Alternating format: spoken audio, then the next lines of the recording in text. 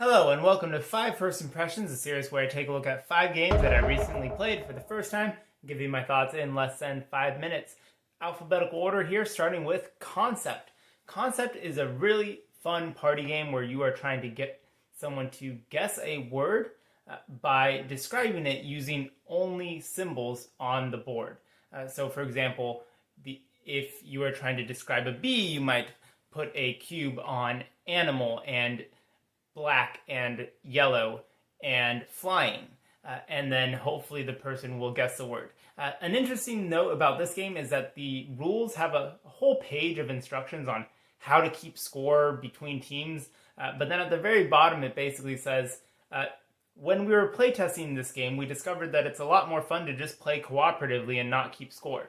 So why even bother with the scoring? And in my experience, that was the preferred way to play, is just to not score and just play the game cooperatively as a party game. So I really enjoyed this one. It worked great for all ages. There are varying difficulty levels for the cards. So I give it an 8 out of 10. Next up here we have Downforce. Downforce is a racing game where you are betting on cars to see which one will win. You also have control over some cars and not others. There's a weird bidding mechanic at the beginning of the game where you bid money and then that's negative at the end of the game. You're basically trying to get the most money. I wanted there to be more to the game. It just seemed like there wasn't a lot there. Now I understand this is based off an older game, so maybe that's why they obviously tried to remove some of the luck from it. And I just kind of wanted more. So 7 out of 10 for Downforce, still good. Next up here we have Jump Drive, which is supposed to be the card game version of Race for the Galaxy, even though Race for the Galaxy is already a card game. So I don't really understand why this game exists. It's supposed to be shorter and simpler, but I honestly found the symbols on this one to be more confusing, which I know. I don't really find the icons in Race for the Galaxy that crazy, but the symbols in this one are more confusing because instead of having an eye icon with a 3 next to it to show that you get to look at 3 more cards, they just have 3 eyes.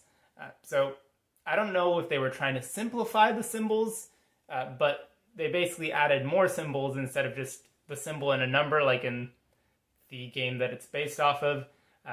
You're doing similar stuff, but racing for the galaxy.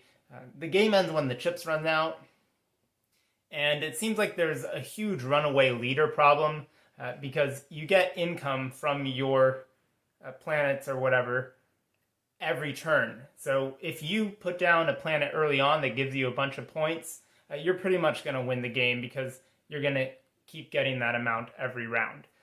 So runaway leaders problem, and just didn't really enjoy it. 4 out of 10 for Jump Drive.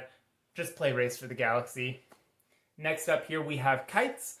Kites is a silly little cooperative game with a bunch of sand timers of varying lengths, and you're just trying to play through the whole deck of cards cooperatively before one of the timers runs out. So every time you play a color, you flip that over. If one of the timers runs out, you lose. There's not a whole lot of strategy, or rather, there's not a lot of depth to the strategy in this game. So I'm giving it a 6 out of 10 because once you've played it a couple times, you've kind of seen everything. There are some additional cards you can add that make it so you can't talk this round or things like that, but again, just not a whole lot of depth, but still enjoyable. That's Kites. Last here we have Santorini. Santorini is one of those really cute games that got a lot of buzz a while ago. I had not played it until just now, and it's a fun, simple, abstract. It goes from 2 to 4 players, but the game will play differently depending on what play count you're at. If you're playing with 4, you're on teams. If you're playing with 3, everyone's for themselves. But I just found it okay. There's a lot of turns where you might just go back and forth between the same 2 spaces with someone else just kind of competing with each other. And also there can be some situations where one person basically cannot win and their turn is just deciding which of the next players gets to win, and I'm not a huge fan of that.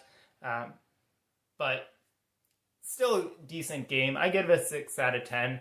So those are my thoughts on these 5 games. Let me know yours in the comments, and I'll see you in another Board Games, Bricks, and Hobbies video. Take care.